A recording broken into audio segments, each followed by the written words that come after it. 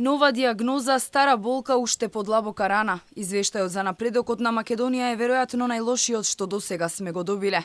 Од лошо по лошо, извештаите на Европската комисија во годините власт на СДСМ и ДУИ во континуитет детектираат назадување во реформите во клучните критериуми, за во последниот да отсликаат катастрофални состојби.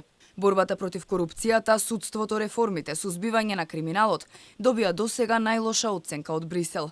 Нема напредок во судството минатата година. Судскиот систем останува на одредено и умерено ниво на подготовка. Судскиот совет треба да се залага за заштита на интегритетот и независноста на судиите и институциите и треба да се спротиставени на секој надворешно влијание. Загрижено за несоодветното политичко влијание предизвика контраверзното разрешување на претседателката на судскиот совет. Во претходните извештајни периоди, оценките од Брисел беа попозитивни или барем спакувани во подипломатски речник. Земјата е умерено подготвена за реформи на јавната администрација и за која е потребно да се оцени рационално нејзината функционалност. Во делот на човековите права, земјата ја следи европската легислатива, но потребна е поголема имплементација.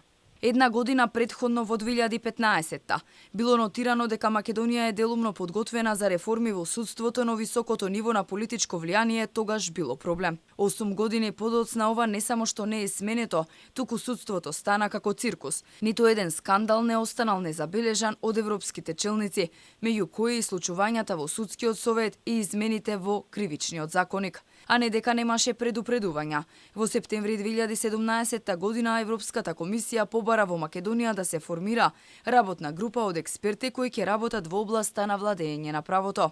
Извештајот во 2018 година пак покажа дека Македонија постигнала многу малку во борбата против корупцијата. Постои законска институционална рамка, како и евиденција за превенција и гонење, иако конечните судски одлуки за случаи на корупција на високо ниво и понатаму се ограничени. Корупцијата и понатаму преовладува во многу области и представува сериозен проблем. Во 2020 година Брисел со поостар тон кон Македонија. Високото ниво на корупција и неиспорачувањето на реформите беа причина за критиките од ЕУ. Една година подоцна имавме мали подобрувања во борбата против криминалот и корупцијата. Оценките на комисијата беа генерално позитивни за политичкиот амбиент, но не беа регистрирани сериозни подобрувања.